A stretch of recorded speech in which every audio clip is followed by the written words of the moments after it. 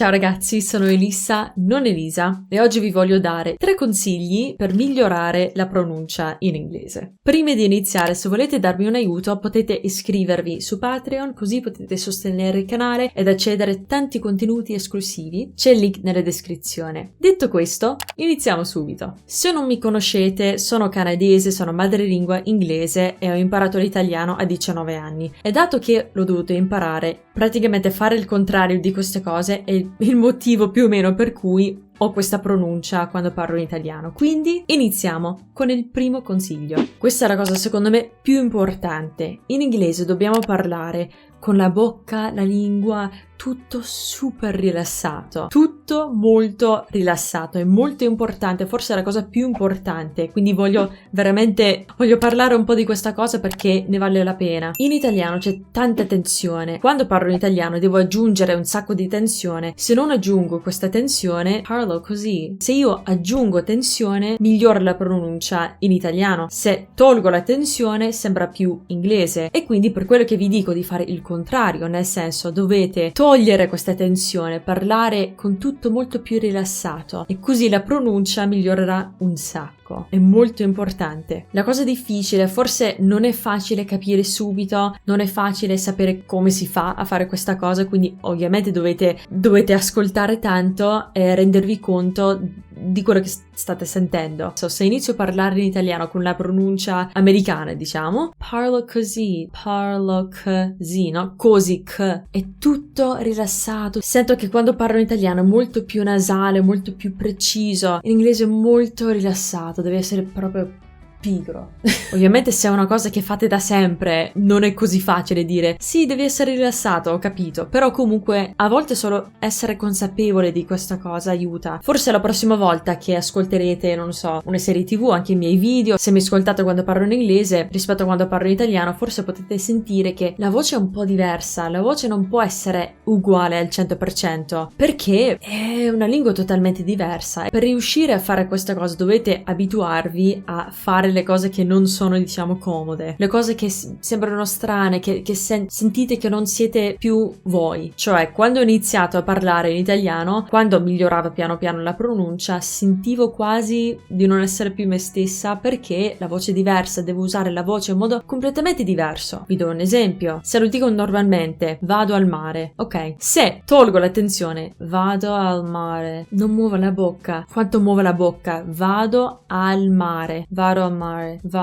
muovo un po' di meno la bocca. Con la pronuncia corretta vado al mare, con la pronuncia più pigra vado al mare. Ok, per quello che parliamo così, per quello che abbiamo questo accento, perché l'inglese è super pigro, una lingua pigra. Quindi l'importante qui è sperimentare, cercare di avvicinarvi il più possibile a quei suoni. Vi do un esempio anche con una frase inglese: I wanna go to the beach. Ok, così l'ho detto super veloce e naturale, ok? Però anche se lo dico piano, I wanna go to the beach. Se non tolgo quella tensione, uso la stessa tensione che ho quando parlo in italiano, sarebbe tipo I wanna go to the beach, perché sto usando quelle vocali lì. Quindi tutti rilassati con questi movimenti molto tipo suoni molto tondi, ok? Questo è molto importante e tante persone non si rendono conto di questa cosa. Infatti sabato stavo parlando con un mio studente e lui mi ha detto che non ha mai sentito questa cosa da nessuno. Per me è assurdo, perché per me è la cosa che sento di più, è la prima cosa che sento. Quindi questo è il modo veramente per sembrare madrelingua. Detto questo, andiamo al secondo consiglio. Quando abbiamo per esempio i dittonghi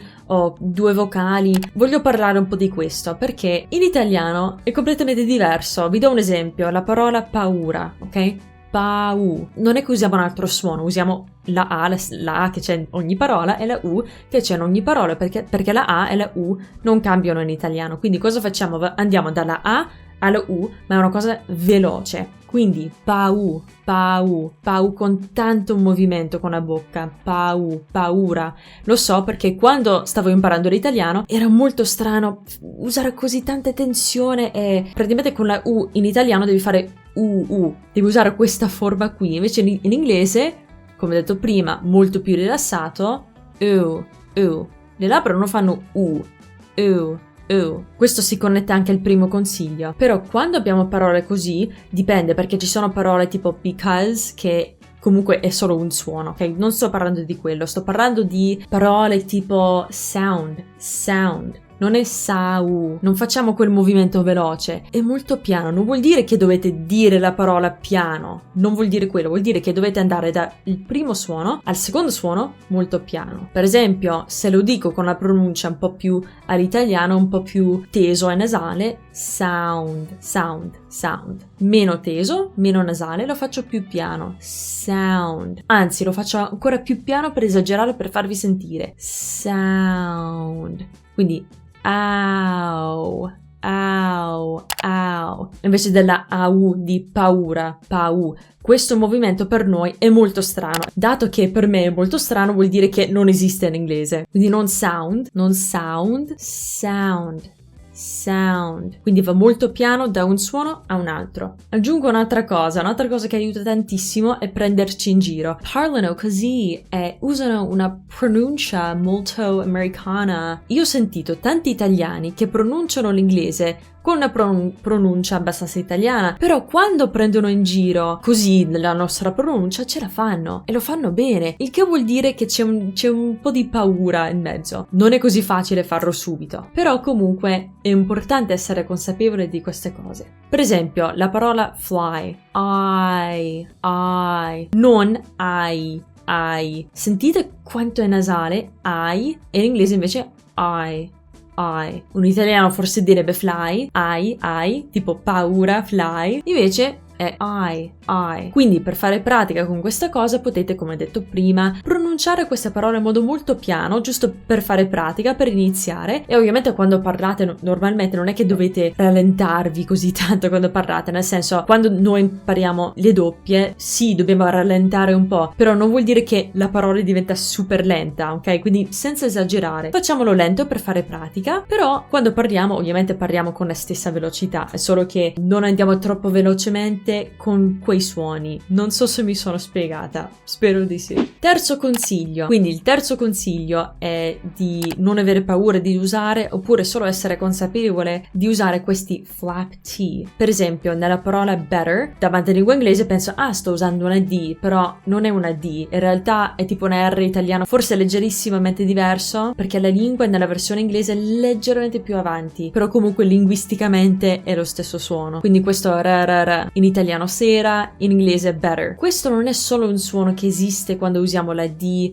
o la T, nel senso non è sempre chiaro, perché magari se io dico una parola lo dico in un certo modo se la parola è da sola. Nel contesto di una frase ce ne sono spesso molto di più, perché dipende da che suono viene dopo. Ho un esempio abbastanza estremo. Stavo facendo qualcosa con Davide, sicuramente lo conoscete, stavamo facendo una cosa per il suo secondo canale. Comunque, nella canzone Rap God di Eminem c'è una parte dove lui dice, e lo dirò per iniziare, lo dico piano. Lo dirò piano nel modo in cui di solito gli insegnanti ti dicono di dire qualcosa, no? What I gotta do to get it through to you. E questa è una cosa che per me non è naturale per niente, e lo potete anche sentire. Se lo dico in modo più naturale, ma piano lo stesso, è così. What I gotta do to get it through to you. Avete sentito quei suoni lì? Anche se ho cercato un po' di non usare quel suono troppo, è praticamente impossibile, perché quando ci sono le T magari dirò get, visto che nella prossima parola c'è la I, è molto naturale dire get it, e usiamo quel suono lì, get it. Questa è una cosa che potete fare. Ovviamente ho scelto questa frase perché è un esempio estremo, però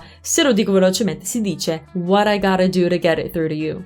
Tipo 5 volte. What I gotta do to get it through to you. Potete fare un po' di pratica con questa frase, perché questa è una cosa che c'è dappertutto, lo usiamo sempre. Quindi il terzo consiglio è quello, usare questi flap T.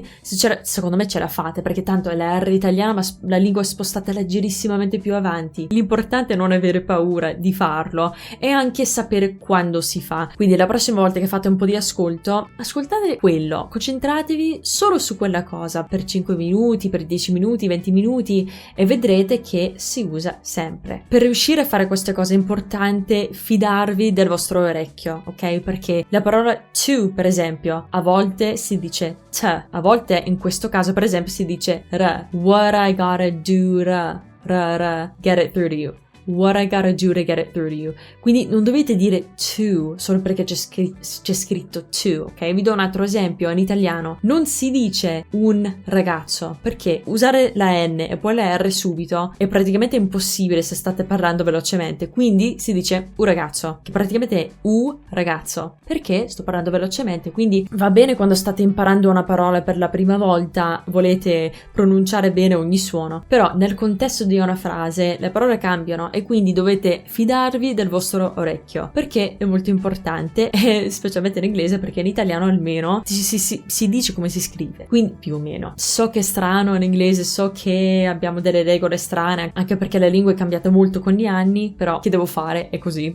Basta, questi sono i miei 3 consigli, in realtà erano tipo 4 o 5 perché c'erano delle cose in più. Spero che sia stato utile. Se volete iscrivervi su Patreon per sostenere il mio canale, sarei molto felice. Come ho detto nell'ultimo video, potete entrare nel mio gruppo su Telegram per fare un po' di pratica in inglese, in italiano, ho anche un Discord dove potete chattare insieme. Ragazzi, lasciate un bel mi piace su questo video, iscrivetevi al canale, molto importante, attivate le notifiche e fatemi sapere nei commenti cosa ne pensate. Avete già sentito questi consigli? Secondo voi qual è quello più difficile da mettere in pratica, diciamo? Sono molto curiosa e spero che sia stato d'aiuto veramente, perché voglio aiutare tutti ad avere una pronuncia bellissima. Grazie di tutto, ci vediamo nel prossimo video. Ciao!